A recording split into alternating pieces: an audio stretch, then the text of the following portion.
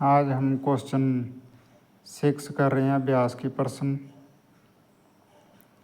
तो हमारा पहला जो क्वेश्चन है वो है निम्नलिखित रासायनिक समीकरणों को संतुलित करना है। पहली अभिक्रिया है हमारी यानी HNO3 नाइट्रिक अम्ल और कैल्शियम हाइड्रोक्साइड दोनों आपस में क्रिया करके कैल्शियम नाइट्रेट और जल बनाते हैं, इसको संतुलित करना है। दूसरी अभिक्रिया है हमारी सोडियम हाइड्रोक्साइड और H2SO4 दोनों मिलकर सोडियम सल्फेट और जल बनाते हैं। तीसरी अभिक्रिया है नमक हमारा सोडियम क्लोराइड और सिल्वर नाइट्रेट, सिल्वर क्लोराइड और सोडियम नाइट्रेट बनाते हैं। चौथी अभिक्रिया हमारी बेरियम क्लोराइड और H2SO4 यानी सल्फ्यूरिक एसिड मिलकर बेरियम सल्फेट और हाइड्रोक्लोरिक एसिड बनाते हैं, इनको संतुलित करना है। तो हम देखते हैं आंसर।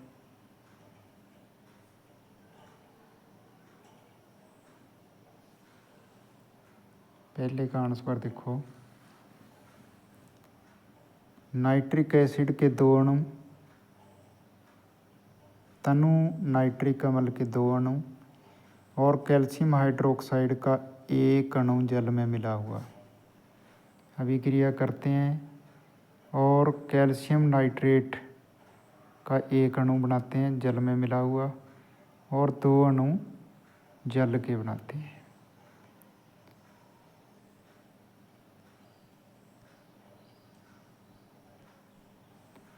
अगली हमारी अभिक्रिया है सोडियम हाइड्रोक्साइड जो है उसके दो अणु, एक अणु सल्फ्यूरिक अम्ल का आपस में क्रिया करके सोडियम सल्फेट जल में मिला हुआ और दो अणु जल के बनाते हैं।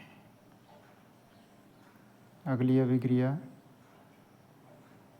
एक अणु NaCl यानी नमक का जल मिला हुआ और एक अणु सिल्वर नाइट्रेट का जल में मिला हुआ सिल्वर नाइट्रेट का एक अणु, दोनों आपस में क्रिया करते हैं और सिल्वर क्लोराइड और सोडियम नाइट्रेट के एक एक अणु का निर्माण करते हैं। अगली हमारी अभिक्रिया है बेरियम क्लोराइड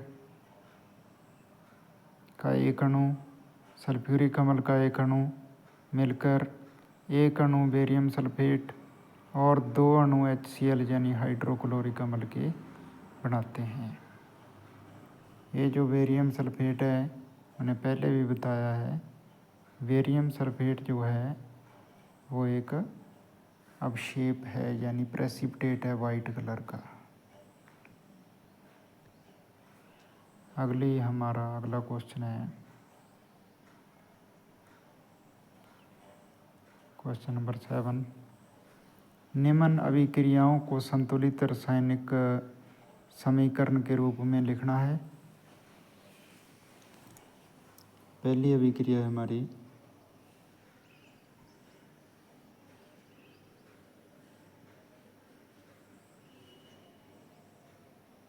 कैल्शियम हाइड्रोक्साइड को कार्बन डाइऑक्साइड गैस में जब अभिक्रिया करवाते हैं तो कैल्शियम कार्बोनेट और जल बनता है। इसको संतुलित भी करेंगे, समीकरण भी लिखेंगे। अगली है जिंक जो है हमारा वो सिल्वर नाइट्रेट के साथ क्रिया करके जिंक नाइट्रेट और सिल्वर बनाता है, इसको भी संतुलित करना है। अगली में है एल्यूमिनियम प्लस कॉपर क्लोराइड, दोनों क्रिया करके एल्यूमिनियम क्लोराइड और कॉपर बनाते हैं, इसको भी। अगली है हमारी बेरियम क्लोराइड पोटासियम सल्फेट के साथ मिलकर बेरियम सल्फेट पोटासियम क्लोराइड बनाते हैं। आंसर देखते हैं हम।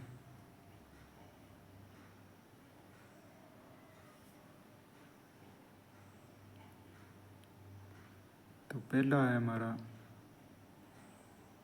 पहली अभिक्रिया है कैल्शियम हाइड्रोक्साइड का एक अणु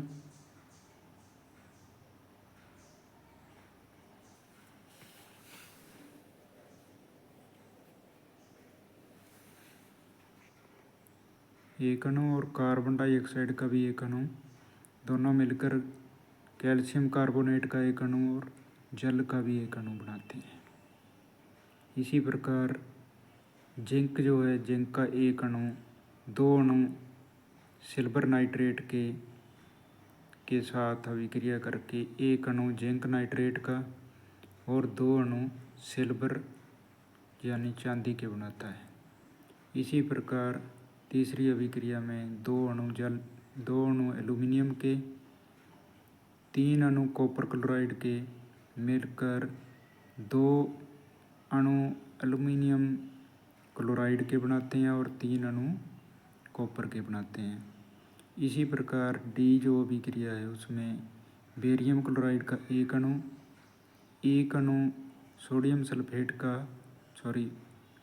पोटासियम सल्फेट का, दोनों आपस में क्रिया करके एक अणु बेरियम सल्फेट और दो अणु पोटासियम क्लोराइड के बनाते हैं। अगला क्वेश्चन,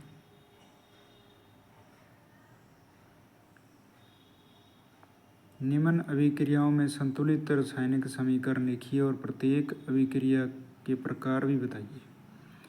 इसमें समीकरणों को संतुलित भी करना है और उनके प्रकार भी लिखने हैं। पहली है हमारी potassium bromide plus barium iodide, potassium iodide और बेरियम ब्रोमाइड, यह अभिक्रिया का नाम भी बताएंगे। दूसरी है हमारी जिंक कार्बोनेट, जो है जब गर्म किया जाता है तो जिंक ऑक्साइड और कार्बन डाइऑक्साइड गैस में बदल जाता है। तीसरी है हमारी हाइड्रोजन गैस, जो है क्लोरीन के साथ मिलकर हाइड्रोजन क्लोराइड यानी HCl गैस बनाती है।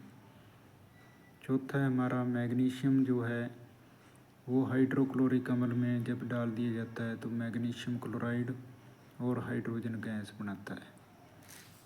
तो आंसर है हमारा ए का पोटाशियम ब्रोमाइड, जो है पोटाशियम ब्रोमाइड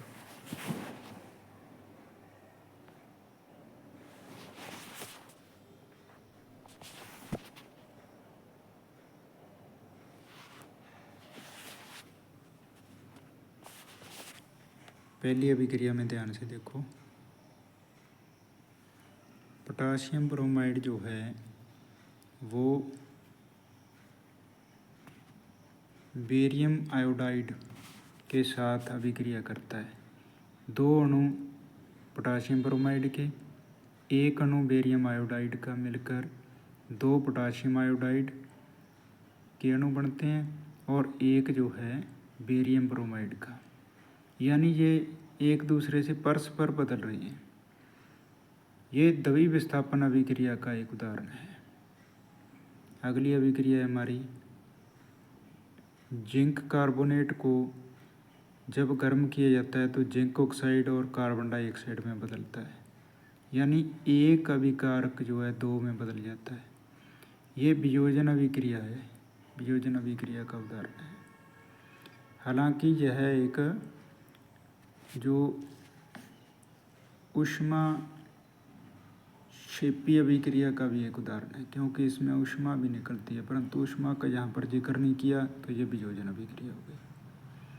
अगली अभिक्रिया हमारी हाइड्रोजन जो है क्लोरीन गैस के साथ जुड़ जाती है तो HCl यानी हाइड्रोक्लोरिक हाइड्रोजन क्लोराइड गैस का निर्माण करती है। यानी दो जो विकारक हैं आपस में जुड़कर एक सिंगल उत्पाद बना रहे हैं तो ये संयोजन अभिक्रिया हो गई। अगला है मैग्नीशियम, जो है वो हाइड्रोक्लोरिक अम्ल के साथ अभिक्रिया करता है तो मैग्नीशियम क्लोराइड बनता है एक अणु और एक अणु जो है हाइड्रोजन का बनता है, यानी जो मैग्नीशियम है वो हाइड्रोजन को विस्थापित कर देता है इसलिए ये विस्थापन अभिक्रिया का उदाहरण है। अगला क्वेश्चन,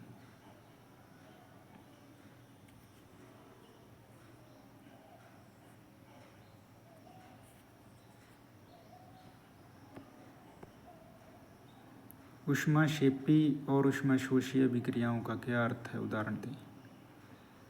तो उत्तर है ऊष्माक्षेपी अभिक्रियाएं जिन अभिक्रियाओं में उत्पाद के निर्माण के साथ ऊष्मा उत्पन्न होती है उन्हें ऊष्माक्षेपी रासायनिक अभिक्रियाएं कहते हैं। ऊष्मा उत्सर्जन को इस संकेत द्वारा उत्पाद की ओर लिखकर प्रदर्शित किया जाता है। उदाहरण के लिए ये ए नहीं है, ये ए नहीं है भाई, ये है त्रिभुज का निशान, यानी इन्होंने ऊष्मा को त्रिभुज के निशान के साथ दर्शाया है, इस तरह जैसे यहाँ पर है। तो ये कार्बन है और ये ऑक्सीजन है, आपस में ये मिल गए हैं, यानी लकड़ी को ऑक्सीजन की प्रेजेंस में जलाया गया तो कार्बन डाइऑक्साइड गैस बहुत सारी ऊष्मा पैदा हुई। जहाँ पर भी ऊष्मा पैदा हो रही है जिन अभिक्रियाओं में, उनको ऊष्माक्षेपी अभिक्रिया कहा जाता है। अगला जो है प्रकार हमारा ऊष्माशोषी। ऊष्माशोषी अभिक्रियाएं जिन अभिक्रियाओं में ऊष्मा का अवशोषण होता है उन्हें ऊष्माशोषी अभिक्रियाएं कहते हैं। उदाहरण के लिए कैल्शियम कार्बोनेट, ये कैल्शियम कार्बोनेट है, यहाँ पर थोड़ा गलती हो गई है, कैल्शियम कार्बोनेट।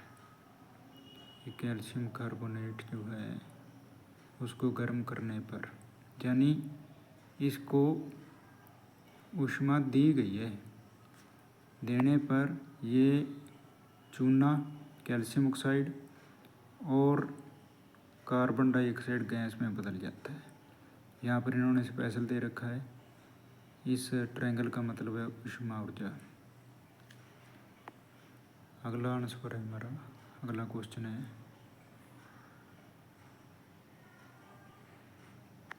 श्वसन को ऊष्माक्षेपी अभिक्रिया क्यों कहते हैं, वर्णन करो।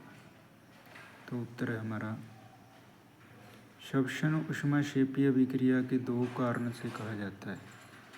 नंबर 1, क्योंकि ग्लूकोज हमारी कोशिकाओं में उपस्थित ऑक्सीजन से संयोग करके कार्बन डाइऑक्साइड, यहाँ पर ये है कार्बन डाइऑक्साइड और जल बनाता है। इस अभिक्रिया में दूसरा पॉइंट है, इस अभिक्रिया में ऊष्मा मुक्त होती है। ऊष्मा मुक्त होने के कारण ही इसको ऊष्माक्षेपी अभिक्रिया कहते हैं। इस प्रकार है, देखो ये ग्लूकोज का अणु है जल में मिला हुआ, ये हमारे पास ऑक्सीजन है। ऑक्सीजन की उपस्थिति में जब ग्लूकोज जो है ऑक्सीडाइज होती है तो कार्बन डाइऑक्साइड के 6 अणु और 6 अणु जल के प्लस ऊष्मा पैदा करती है। ये मंद गति से होने वाली अभिक्रिया है, इसलिए इसको मंद दहन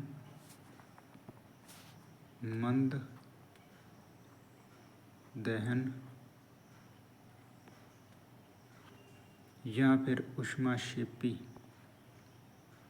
ऊष्माक्षेपी अभिक्रिया भी कहा जाता है।